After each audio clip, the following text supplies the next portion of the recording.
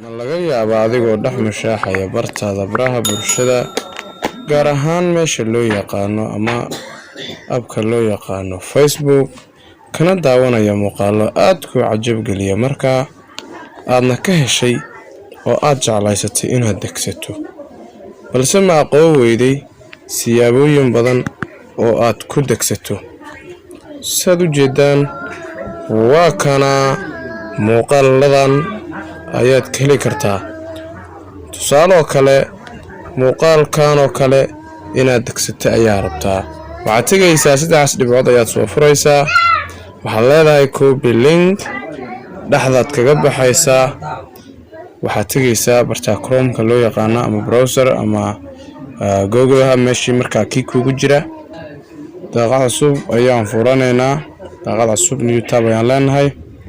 kadib xagga waxa ku qoraysaa online waxa ku qortaa online FB oo Facebook video downloader and then search waa kaas ujeedaa get facebookvideo.com waa ka ku dhufo ninka uu koreeya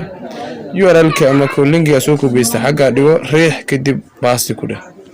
sida markuu ku soo gal linkiga calaamadaas download-ka taabo calaamada download-ka ku dhufo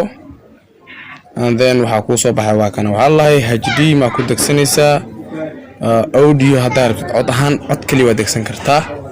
hadaa rabtid muuqaalka si normal ahaan oo quality-giisa normal ahaan ku degsan kartaa sidoo kale waxa ku degsan kartaa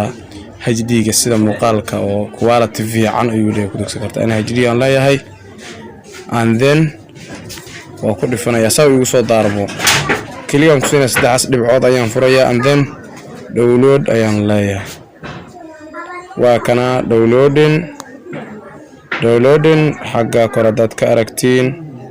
waa kanaaba inta ka degaya mujeedaan